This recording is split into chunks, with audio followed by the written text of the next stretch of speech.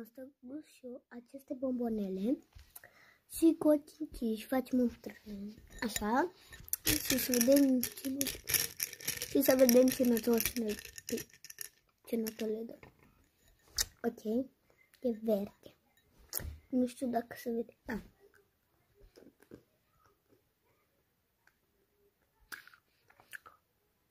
Are gust amăr.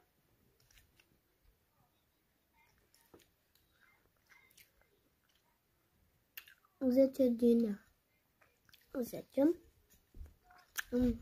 Este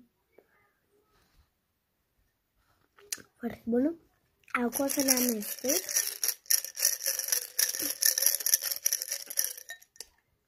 Acum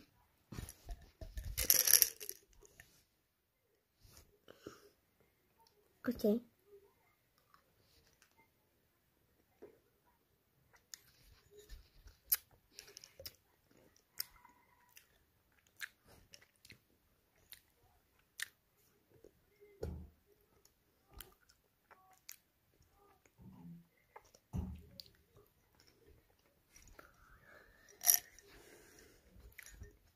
Are gust de la mure. Ok, îi dau 10 din 10, că e foarte bun. Le amestecăm și acum luăm una. Aceeași.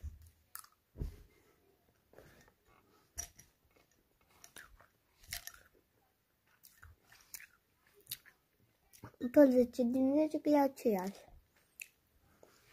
Și v-am zis ce are gust. Acum o să le amestecăm.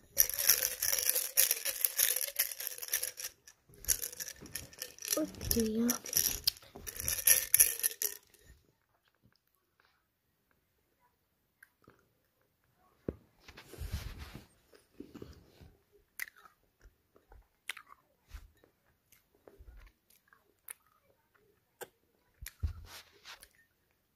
Asta e oribilă. Are gust a cocos. Și merită fix un 0. Ok.